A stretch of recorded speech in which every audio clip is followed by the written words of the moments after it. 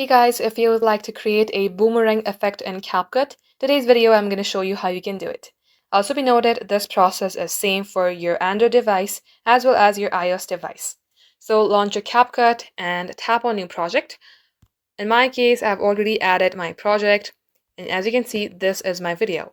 In order to create a boomerang for this, you have to select this video first, swipe into your left, then select duplicate. Once done, as you can see that I have two copies.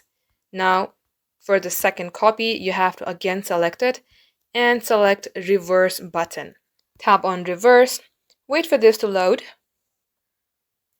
And likewise, if you simply play it, you will see a boomerang that has been created because you have reversed this video. Let's go ahead and play it. And just like so guys, this is how you can do it. Thank you for watching.